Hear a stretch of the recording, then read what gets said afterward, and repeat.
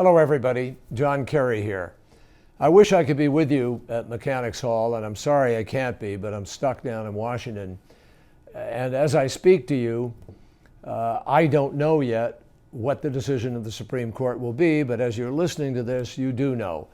So you have to sort of adjust accordingly, but the conversation remains the same. The conversation that you're having about health disparities in our communities is about as important as it gets, and whatever the Supreme Court has decided, that issue remains in front of us. The fact is that I can't get away from Washington precisely because of everything that is going on here in Congress right now. But as the saying goes, what happens there won't stay there. You will get a full report, I promise you. I want to thank Brenda Jenkins for inviting me to be a part of the conversation. I don't have to tell you that Brenda is just a huge force of nature when it comes to looking out for people. For 8 years, she and the Mosaic Cultural Complex have been helping folks turn their lives around by turning away from drugs, gangs, and violence. Every day, she's helping people to find constructive ways to live safer, healthier lives, and we are so grateful for that. And she's doing it in some pretty innovative ways, like the Mosaic Cultural Complex, working with the University of Massachusetts to develop a program to use barbershops as sites to screen for diabetes, hypertension, depression, and anxiety. I mean, that is really creative, and it's effective. Brenda is tireless in trying to find solutions to community problems. So it shouldn't surprise anyone that last year, the American Red Cross of Central and Western Massachusetts recognized her as one of our local heroes. I know it didn't surprise me because I've witnessed the wonders that she can do for some time now. In addition to her hands-on involvement in the everyday lives of all of the folks served by the Mosaic Cultural Complex, Brenda also brings together community and government leaders to address important issues such as health disparities. And your discussion today couldn't be timelier. With so many different financial strains on our community health centers, all of which threaten to exacerbate the disparities, and at the very moment that some in the political arena are just basically questioning the role of government in our healthcare system. It is clear that the diversity of America's population is one of our greatest assets, and we need to protect that asset, nurture it. It's equally clear that the profound disparity in the health status of America's racial and ethnic minorities remains one of our greatest challenges. Today, minorities continue to live sicker, and unfortunately, they die younger in America. That's one of the reasons why I fought so hard throughout my years in the Senate to get health care right, and to get it right not just for a few who can afford it, but to get it right for everybody. So let's face the facts. African Americans are 1/3 more likely than all other Americans to die from cancer, and they have the highest rate of hypertension in the world. Black children are 5 times more likely to die of asthma. On average, Hispanic Americans possess the least insurance, with 1 in 3 possessing no coverage at all. Native Americans struggle with what can only be called an epidemic of diabetes, with rates near 50% in certain tribes.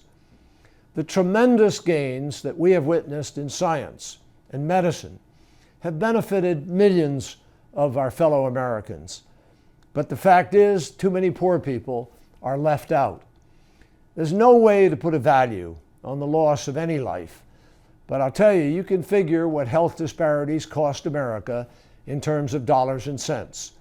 The Joint Center for Political and Economic Studies calculated at about $1.24 trillion between 2003 and 2006. Just think about that.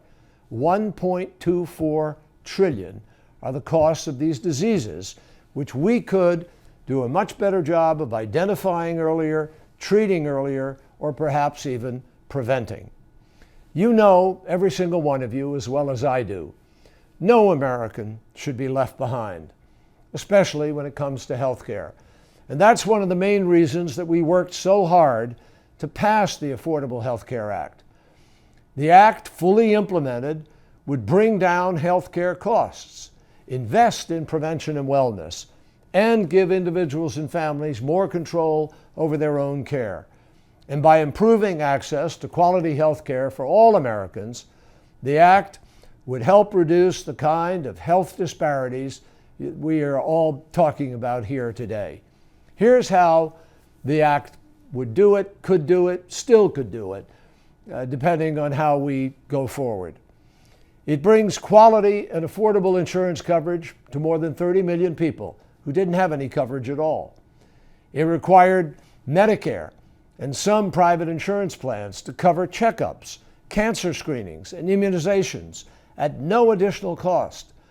It invests in community health teams to manage chronic diseases such as diabetes or kidney disease, heart disease, cancer, all of which cause minority communities to experience higher rates of illness and death. The Affordable Health Care Act would expand initiatives to increase racial and ethnic diversity in the healthcare professions and provide new funding to collect and analyze data regarding disparities, which can be used to identify differences in care and to develop plans for improvements. No matter what impact the Supreme Court has on the act, nothing is going to stop a lot of us here. I promise you, on my part, nothing will stop me from continuing to push policies that end health disparities in our communities. In the coming years, one way we'll know what policies we need is the Health and Human Services Department's Healthy People 2020. Over the next decade, HHS will track rates of death, chronic and acute diseases, injuries, and other health-related behaviors.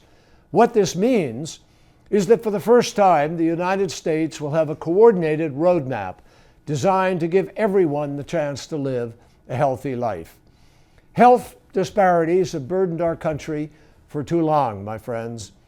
We are closer now than ever before to health equity, and we need to continue to fight for it. The commitment of people like you can help to get us there. The passion of people like you will help everybody reach their full health potential. The doctrine of separate but equal was wrong in education, and let me tell you, it is just as wrong in healthcare. Together, if we continue this fight, if we hang in there together, we will make sure that the quality of healthcare never again depends on the color of any American's skin. Thank you.